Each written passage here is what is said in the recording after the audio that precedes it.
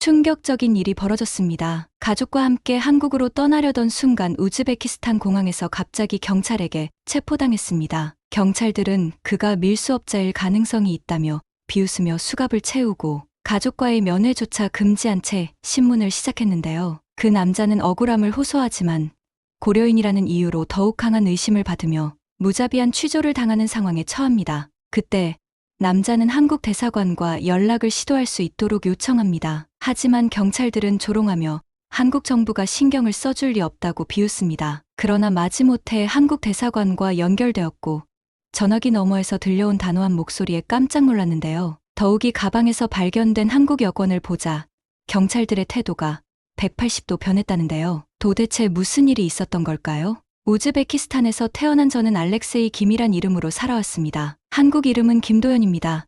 어릴 적부터 저는 늘 제 정체성에 혼란을 느꼈어요. 거울을 볼 때마다 동양인의 얼굴이 비춰지는데 말은 러시아어가 더 편했으니까요. 10살 때였던 것 같아요. 학교에서 친구들이 저를 가리켜 중국인이라고 놀렸을 때 저는 아니, 나는 고려인이야 라고 외쳤습니다. 그러자 아이들은 더 크게 웃었죠. 그게 뭔데? 너 그냥 러시아어 쓰는 중국인이잖아. 대학을 졸업하고 작은 무역회사를 시작했을 때도 상황은 크게 다르지 않았어요. 사람들은 제가 고려인이라는 이유만으로 저를 경계했습니다. 알렉세이, 너희 고려인들은 너무 빡빡하게 일한다니까. 좀 느긋하게 살아. 아내 소피아와 결혼하고 아들 세르게이가 태어났을 때 저는 결심했어요. 제 아이만큼은 정체성의 혼란 속에서 자라게 하고 싶지 않았습니다. 5살이 된 세르게이가 어느 날 물었죠. 아빠, 우리는 어디서 왔어요? 그 순간 저는 깨달았습니다. 우리 가족이 진정으로 속할 곳은 한국이라는 것을요. 서랍 깊숙이 보관해두었던 할머니의 오래된 사진첩을 펼쳐보았습니다. 그 안에는 연해주에서 찍은 듯한 흑백 사진들이 몇 장 있었어요. 사진 뒷면에는 한글로 뭔가 적혀 있었지만 저는 읽을 수 없었습니다. 도연 씨, 현실을 직시하세요. 우리는 여기 태어나서 여기서 살다 죽을 사람들이에요. 친구 블라디미르의 말이 귓가에 맴돌았습니다. 하지만 저는 조용히 고개를 저었어요. 아니, 언젠가 우리는 한국으로 갈 거라고 믿었습니다. 한편으로는 두려웠습니다. 한국에 가면 그곳에서는 또 다른 이방인이 되는 건 아닐까. 하지만 그런 불안감보다 더 강한 것은 조국에 대한 그리움이었어요. 한 번도 가본 적 없는 땅을 그리워하는 것이 가능할까요?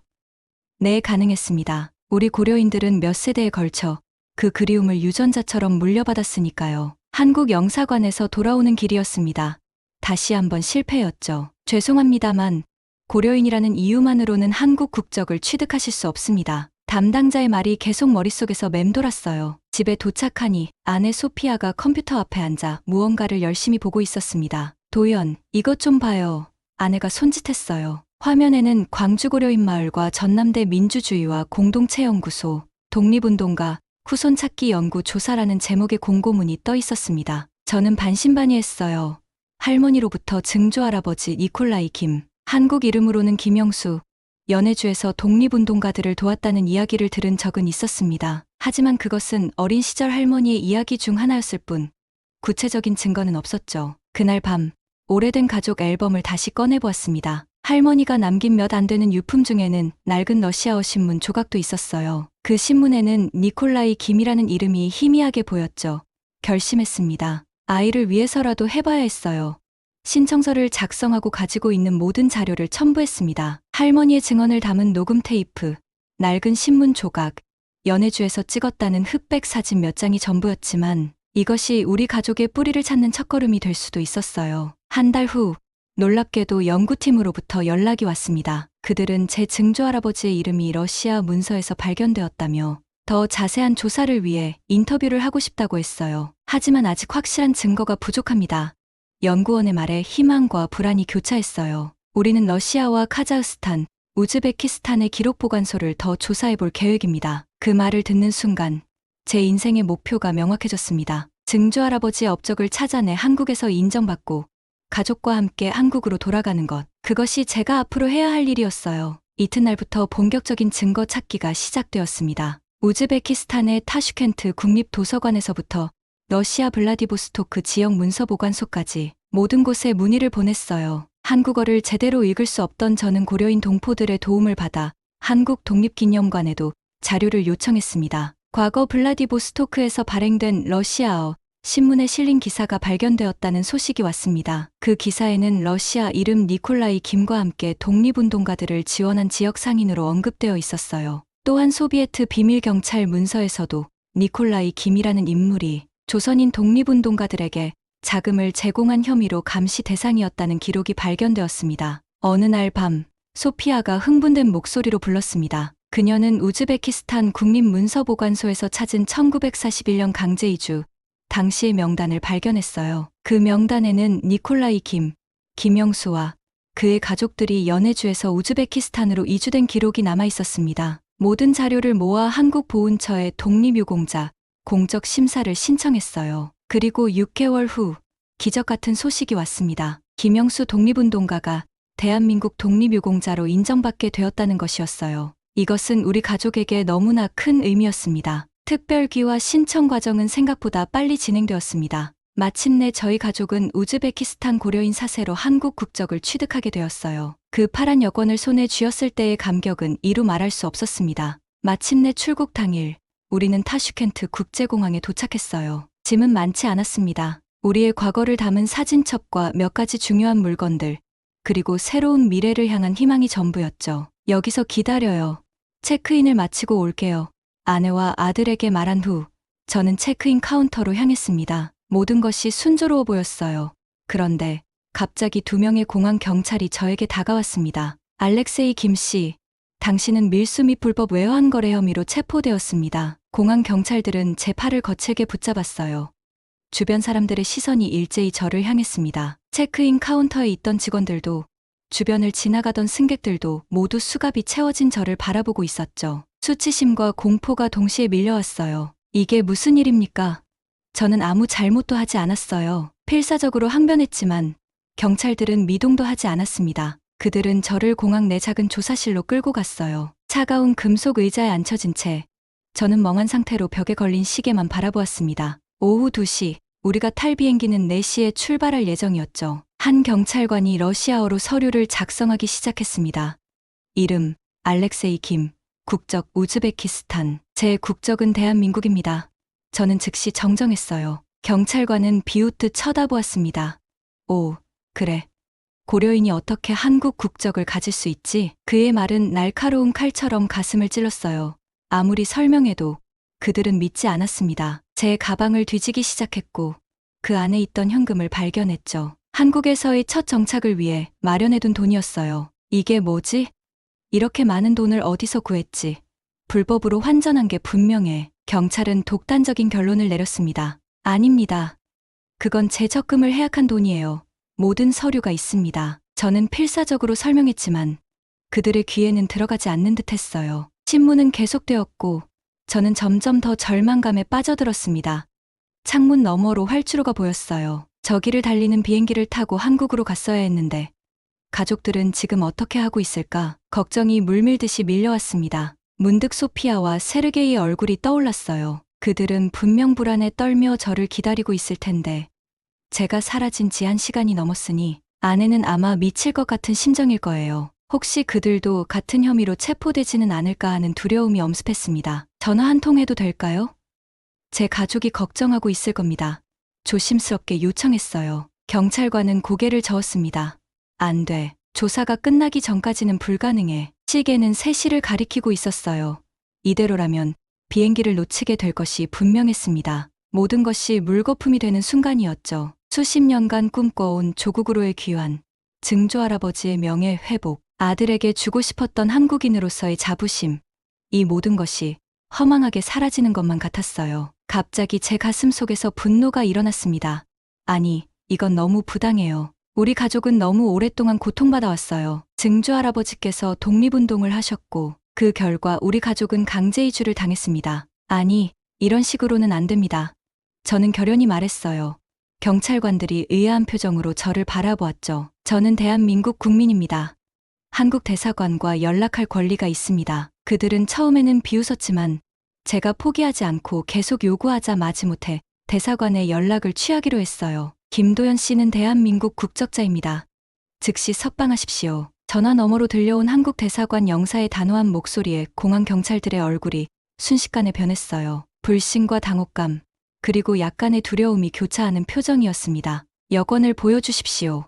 경찰 중 한 명이 갑자기 공손한 어조로 말했습니다. 저는 천천히 주머니에서 파란색 한국 여권을 꺼냈어요. 그 순간만큼은 그 여권이 세상에서 가장 강력한 무기처럼 느껴졌죠. 경찰관은 조심스럽게 여권을 받아들고 페이지를 넘겨보았습니다. 이것이 진짜입니까?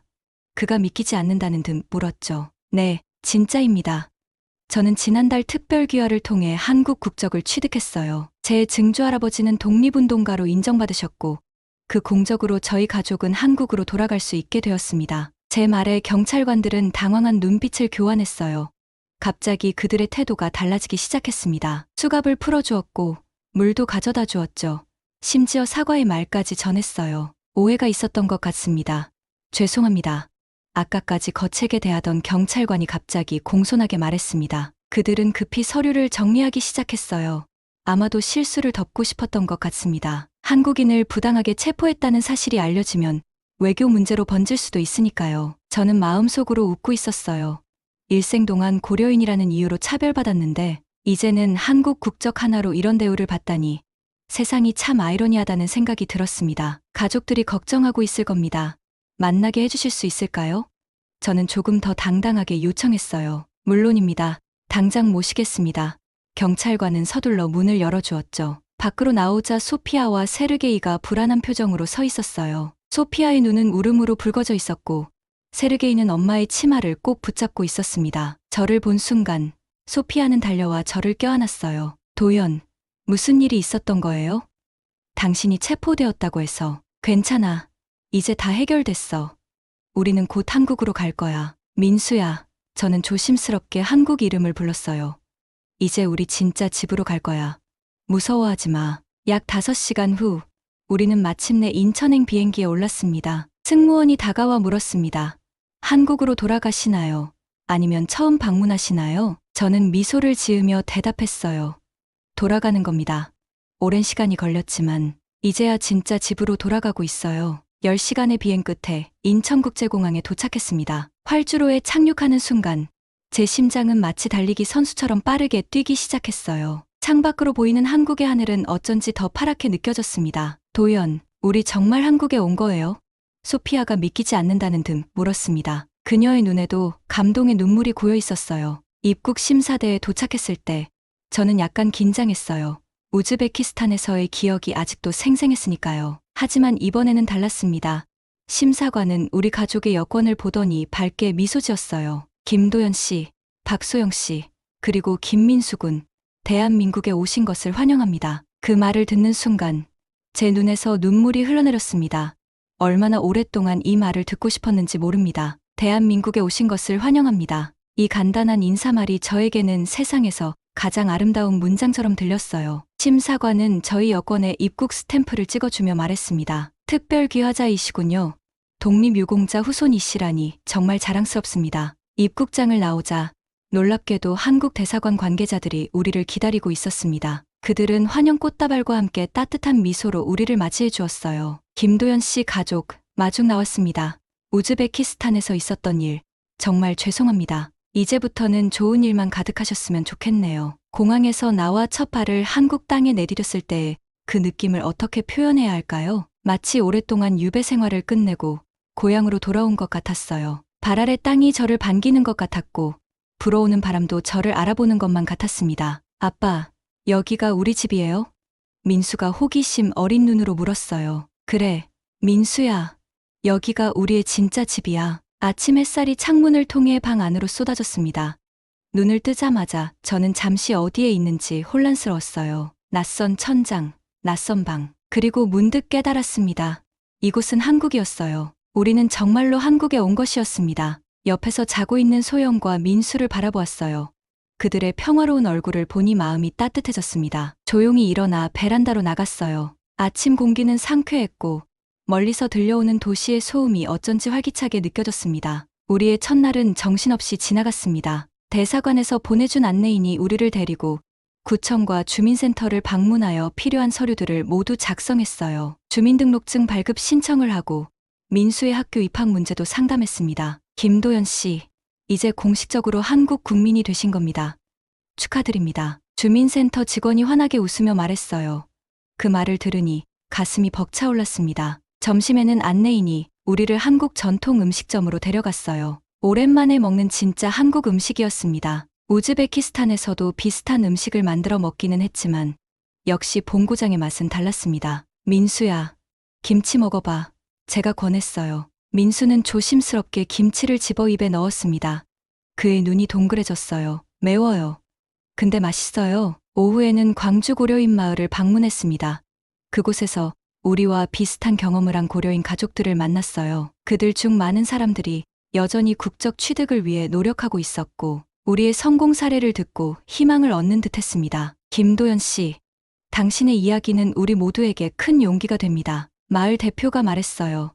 특히 증조 할아버지의 독립운동 업적을 찾아내신 것은 정말 대단합니다. 저녁에는 마을 사람들과 함께 식사를 했습니다. 오랜만에 만난 동포들과 이야기를 나누며 우리가 얼마나 비슷한 경험을 했는지 깨달았어요. 강제 이주의 아픔, 차별과 편견 속에서의 삶, 그리고 조국에 대한 그리움까지 우리는 모두 같은 역사를 공유하고 있었습니다. 한국에서의 생활이 시작된 지 한 달이 지났습니다. 처음에는 모든 것이 새롭고 낯설었지만 우리 가족은 예상보다 빨리 적응해 나가고 있었어요. 민수는 이미 동네 아이들과 친구가 되어 매일 같이 놀고 있었고 소영도 한국어 수업을 열심히 들으며 실력을 향상시키고 있었습니다. 저는 광주의 한 무역회사에 취직했어요. 우즈베키스탄과 중앙아시아 국가들을 담당하는 업무였죠. 제 러시아어 실력과 그곳의 문화에 대한 이해가 큰 도움이 되었습니다. 첫 월급을 받았을 때의 기쁨은 이루 말할 수 없었어요. 이것은 단순한 돈 이상의 의미였습니다. 도연 씨, 이번 주말에 우리 집에 놀러 오실래요? 아내가 당신 가족을 초대하고 싶어 해요. 회사 동료인 준석 씨가 제안했습니다. 주말, 우리 가족은 준석 씨의 가정을 방문했어요. 처음으로 한국 가정을 방문하는 것이라 조금 긴장됐지만 그들은 우리를 너무나 따뜻하게 맞이해 주었습니다. 민수야, 우리 아들 태호랑 같이 놀래? 준석 씨의 아내 정희 씨가 민수에게 말했어요. 비슷한 또래의 아이들은 금세 친해져서 함께 게임을 하기 시작했습니다. 식탁에 둘러앉아 삼겹살을 구워 먹으며 준석 씨가 물었습니다. 한국 생활은 어떠세요? 적응하기 힘들진 않나요? 물론 쉽지만은 않습니다. 언어도 다르고 문화도 다르니까요. 하지만 생각보다 많은 분들이 도와주셔서 감사할 따름이에요. 식사 후 준석 씨 가족과 함께 근처 공원을 산책했어요. 민수와 태호는 앞서 뛰어다니며 놀았고 우리 어른들은 천천히 걸으며 대화를 나눴습니다. 그때 문득 깨달았어요. 이것이 바로 제가 꿈꿔왔던 삶이라는 걸요. 차별 없이 동등한 시민으로서 다른 한국인들과 어울리며 사는 평범한 일상. 어느 주말 우리 가족은 독립기념관을 방문했어요. 그곳에서 일제강점기 독립운동가들의 이야기를 보며 저는 깊은 감동을 받았습니다. 특히 연해주에서 활동했던 독립운동가들의 전시 앞에서는 오랫동안 머물렀어요. 아빠, 증조 할아버지도 여기 있어요? 민수가 순진한 눈으로 물었습니다. 아직은 없단다. 하지만 언젠가는 여기에 증조 할아버지의 이름도 새겨질 수 있겠지. 한국에서의 생활이 1년을 넘어서고 있었습니다. 어느덧 저희 가족은 한국 생활에 완전히 적응했어요. 민수는 학교에서 상위권 성적을 유지하며 축구부 활동도 열심히 하고 있었고 소영은 지역 문화센터에서 한국어 강사로 일하기 시작했습니다. 저는 회사에서 승진하여 중앙아시아 지역 팀장을 맡게 되었습니다. 우즈베키스탄과 카자흐스탄 지역과의 교류가 늘어나면서 제 배경이 큰 자산이 되었어요. 그러나 제 마음 한구석에는 항상 무언가 빠진 듯한 느낌이 있었습니다. 도연, 요즘 무슨 생각을 그렇게 많이 해요? 어느 저녁 소영이 물었어요. 저는 깊은 한숨을 내쉬었습니다. 우리는 운이 좋았어요. 증조 할아버지의 업적 덕분에 한국 국적을 얻을 수 있었지만 다른 고려인들은 여전히 조국에 돌아오지 못하고 있어요. 그날 밤 이후 저는 주말마다 고려인 동포들을 위한 봉사활동을 시작했습니다. 한국에 온 고려인들에게 한국어를 가르치고 취업 정보를 제공하며 때로는 국적 취득을 위한 서류 작성을 도왔어요. 저는 광주 고려인 마을과 협력하여 고려인 뿌리 찾기 프로젝트를 시작했습니다. 많은 고려인들이 자신의 뿌리를 찾기 위해 프로젝트에 참여했고 우리는 러시아와 중앙아시아의 문서보관소에서 자료를 수집했어요. 어느 날 광주의 한 대학에서 강연 요청이 왔어요. 주제는 고려인의 역사와 현재였습니다. 강의실에는 예상보다 많은 학생들이 모여 있었습니다. 저는 우즈베키스탄에서 태어난 고려인 4세입니다. 제 한국 이름은 김도연이고 러시아 이름은 알렉세이 김이었죠. 고려인들은 한국 전쟁보다 훨씬 이전인 1937년에 스탈린의 명령으로 연해주에서 중앙아시아로 강제 이주당했습니다. 당연히 끝난 후 많은 학생들이 질문을 했고 감사의 말을 전했어요. 그들 중 몇몇은 고려인 돕기 봉사활동에 참여하겠다고 약속했습니다. 아빠, 강연 정말 멋졌어요. 강의실 뒤에서 기다리고 있던 민수가 달려와 안겼어요. 민수가 뒷좌석에서 물었어요. 아빠, 우리는 한국인이에요. 고려인이에요? 잠시 생각한 후 대답했습니다. 둘 다야. 민수야, 우리는 고려인이면서 동시에 한국인이야. 그 둘은 결코 분리될 수 없어. 우리의 역사, 우리의 고난, 그리고 우리의 희망. 그 모든 것이 우리를 만들어 주었으니까. 그날 밤, 저는 오랜만에 증조 할아버지의 낡은 사진을 꺼내보았습니다. 흑백 사진 속 그분의 단호한 눈빛을 바라보며 작은 목소리로 말했어요. 할아버지, 저희가 돌아왔습니다. 그리고 이제는 다른 고려인들도 돌아올 수 있도록 돕겠습니다. 지켜봐 주세요. 오늘의 사연은 여기까지입니다. 긴 영상 시청해주셔서 감사합니다. 끝까지 시청해주신 모든 분들 고맙습니다. 더 좋은 영상으로 찾아뵐게요. 지금까지 TV 감동 스토리였습니다.